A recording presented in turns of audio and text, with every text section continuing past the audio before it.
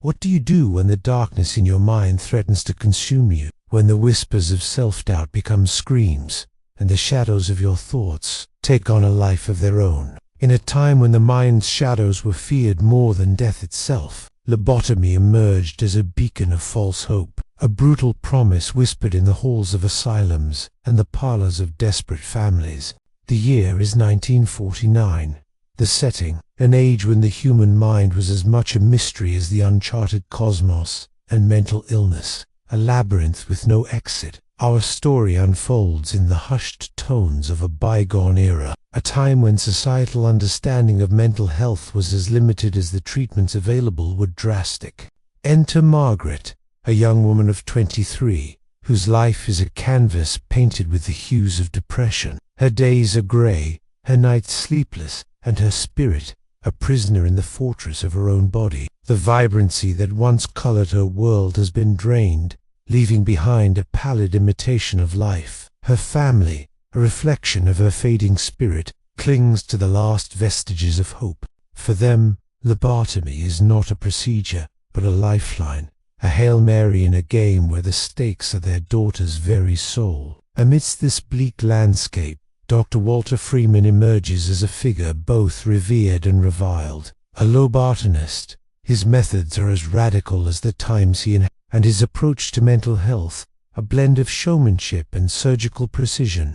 To many, he is a modern-day savior, wielding the scalpel as a weapon against the demons that lurk in the human psyche. To others, he is a butcher, trading in lives irreparably altered by his ruthless procedure. The air crackles with anticipation as Margaret finds herself on the cusp of this monumental decision.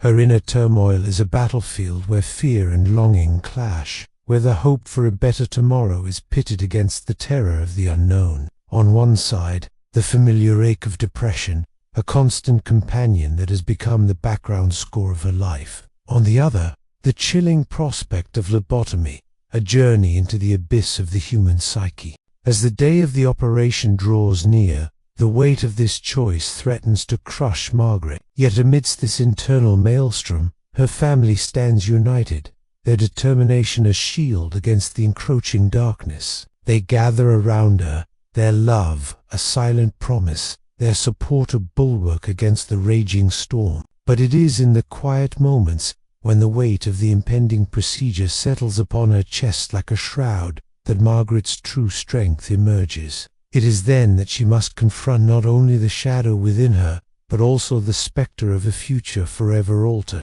The choice before her is not merely about accepting lobotomy. It is about preserving the essence of self, the core of her being that defines Margaret. And so the story reaches its climax in the sterile confines of a hospital room, where the battle for Margaret's soul is waged with scalpels and sutures.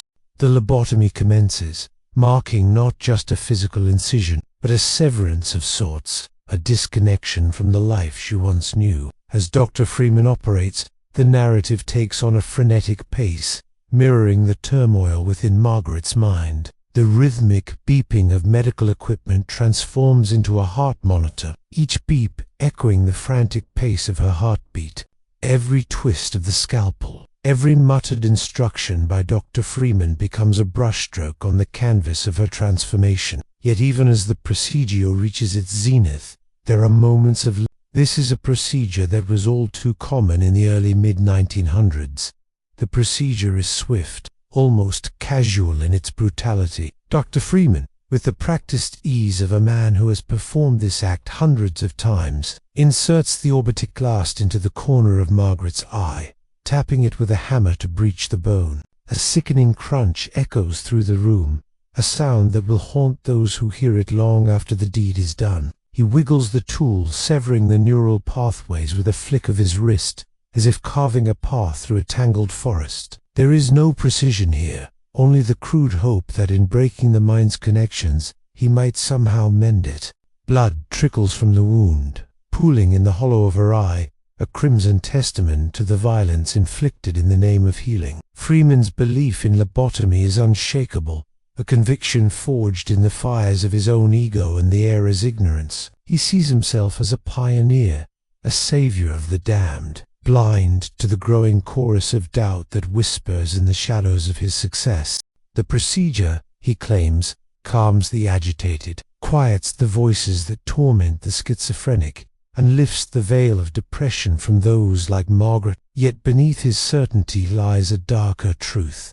The brain, that intricate web of thought and feeling, is not so easily tamed. Each cut is a gamble, each patient a roll of the dice, and the cost of failure is paid in shattered lives. As Margaret awakens, the room spins, her vision blurred, her thoughts sluggish, as if wading through molasses. The pain is a distant throb, dulled by the fog that now clouds her mind. She tries to speak, but words slip away like ghosts, leaving only fragments of meaning behind. Her mother's face hovers above her, a mask of anxious hope, searching for signs of the daughter she once knew. Margaret's lips curve into a faint smile, but it is empty, a reflex devoid of warmth. The spark that once defined her wit, her passion, her sorrow is gone, replaced by a hollow calm, a stillness that chills the soul. In the days that follow, the true cost of the lobotomy reveals itself like a slow poison. Margaret's emotions are muted,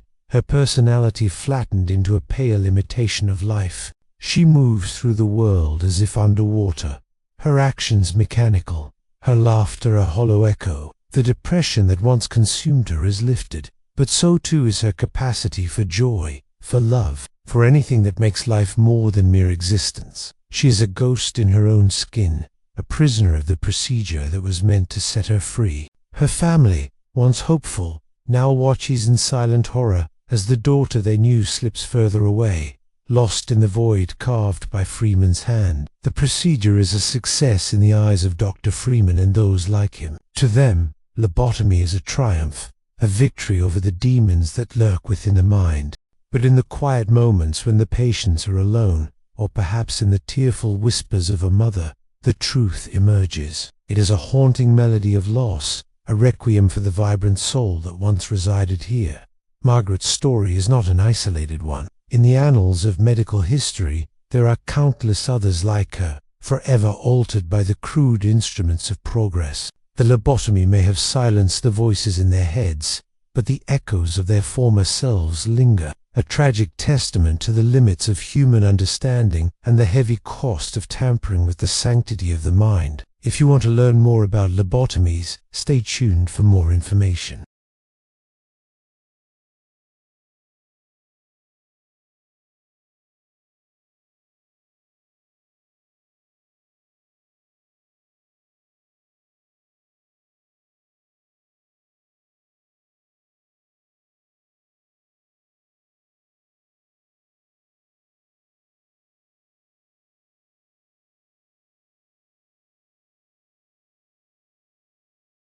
There are some things that money just can't fix. The damage done by lobotomy runs deeper than skin deep. It carves through the fabric of lives, leaving scars that don't heal. This isn't just a story of physical wounds. It's a study in the wreckage of minds, of dreams deferred, of bonds broken. After the procedure, Margaret wakes up changed. The girl with the insatiable curiosity about the world and the fire of ambition in her eyes is gone. In her place is a shadow, a shell of the vibrant young woman she once was. Her transformation is not unique. Thousands like her underwent this procedure, their lives forever altered by the surgeon's knife. Some, like Rosemary Kennedy, sister to a president, were hidden away, their stories buried under layers of shame and silence. Others, like Howard Dully, who had the procedure as a child, spent decades trying to piece together the fragments of their lives, their identities stolen by a surgery that was supposed to be a blessing.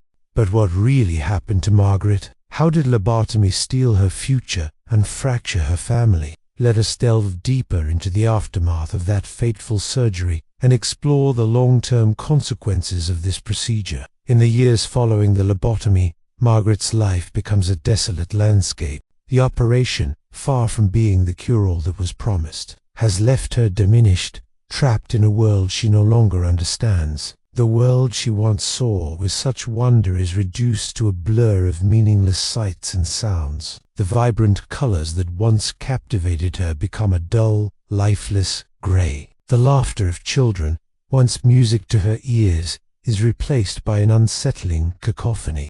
The familiar faces of her family and friends become distant, their voices echoing from a far-off shore that she can no longer reach. Her mother, once her steadfast anchor, now watches with helpless sorrow as her daughter slips away. The bond they shared, woven with countless threads of love and understanding, is severed. The vibrant young woman who once filled their home with joy and laughter is gone, replaced by a hollowed-out echo. Her father, a man of few words and even fewer smiles, finds himself at a loss. The surgery was supposed to be a new beginning, a chance at a life free from the shackles of mental illness. But instead, it has brought about an existence devoid of hope and meaning. As the years pass, Margaret's condition doesn't improve. The lobotomy, with its brutal simplicity and devastating consequences, has left an indelible mark on her psyche. The surgery, often seen as a last resort, was a desperate attempt to navigate the uncharted waters of mental illness. But in doing so, it had stripped away not just the illness, but also the very essence of what made Margaret, well, Margaret. But how does this tragedy reflect on Dr. Freeman, the man who performed the procedure? Well, the story of lobotomy is also a study in the hubris and tragedy of Dr. Freeman, the man who wielded the surgical knife with the best of intentions and the worst of outcomes. Freeman was a man driven by an almost manic belief in his own genius, a belief that allowed him to perform over 3,500 lobotomies without a shred of remorse. Each operation was a testament to his conviction that he was not just a doctor, but a savior. He saw himself as a modern-day god, able to sculpt the human brain according to his will. Yet as the years went by and the procedure fell out of favor, Freeman's legacy began to crumble. The patients who once lined up for his procedure became ghoulish reminders of his folly. Each lobotomy he performed was a brick laid down in the path of ruin. The procedure, once hailed as revolutionary, was eventually condemned as nothing short of barbaric. Freeman, however, remained steadfast in his convictions, performing his final lobotomy in 1967, an act that would lead to the tragic death of his patient from a brain hemorrhage. This grim finale was a fitting end to a career that had been more damaging than healing, more destructive than restorative. Freeman died believing himself to be a visionary, blind to the suffering he had caused, deaf to the cries of those he had hurt, and in the end, we are left to contemplate the depths of his delusion. Lobotomy may be a closed chapter in medical history, but its impact resonates through time. It serves as a chilling reminder of the potential for good that exists within medical science, and the terrible price we pay when that potential is misused. The story of lobotomy is not just a medical tale, it's a cautionary one, a lesson in the perils of unchecked ambition and the importance of heeding the boundaries of science. It's a somber note in the vast symphony of medical history, a reminder that sometimes the greatest discoveries are the ones we choose not to make. Hey, thanks for tuning in.